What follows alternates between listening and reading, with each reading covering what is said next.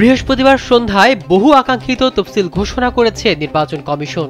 ত্রয়োদশ জাতীয় সংসদ নির্বাচনের ভোট গ্রহণ আগামী 12 ফেব্রুয়ারি অনুষ্ঠিত হবে। সিইসি এম নাসির উদ্দিন জানিয়েছেন, শুক্রবার থেকেই সারা দেশে মাঠে নামছেন নির্বাহী ম্যাজিস্ট্রেট। দেশের প্রতিটি উপজেলা ও থানার জন্য কমপক্ষে 2 জন করে নির্বাহী ম্যাজিস্ট্রেট নিয়োগ করবে নির্বাচন কমিশন। তাদের অন্যতম কাজ হবে প্রার্থীদের আচরণবিধি প্রতিপালন নিশ্চিত করা। এদিকে নির্বাচন পরিচালনা শাখার উপসচিব মোহাম্মদ মনির হোসেন স্বাক্ষরিত একটি চিঠি বৃহস্পতিবার জনপ্রশাসন মন্ত্রণালয়ের সিনিয়র সচিবকে পাঠানো হয়, যাতে বলা হয় নির্বাচনের তফসিল ঘোষণার পরদিন থেকে ভোট গ্রহণের 2 দিন পর পর্যন্ত নির্বাচন সম্পর্কিত আইন বাস্তবায়নের জন্য অত্যন্ত গুরুত্বপূর্ণ।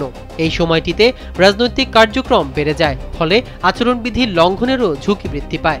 ইসি জানিয়েছে, মোবাইল কোর্ট আইন 2009 এর আওতায় মাঠে নামা ম্যাজিস্ট্রেটরা নির্বাচনী এলাকায় মোবাইল কোর্ট পরিচালনা, অভিযোগ যাচাই, তাৎক্ষণিক আইন প্রয়োগ এবং নির্বাচনী পরিবেশ শান্তিপূর্ণ রাখতে দায়িত্ব পালন করবেন।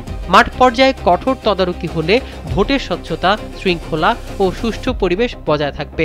ভোটারদের নিরাপত্তা ও অংশগ্রহণ নিশ্চিত করতে এবং সহিংসতা বা অপব্যবহার প্রতিরোধেই এই উদ্যোগ নিয়েছেন ইসি।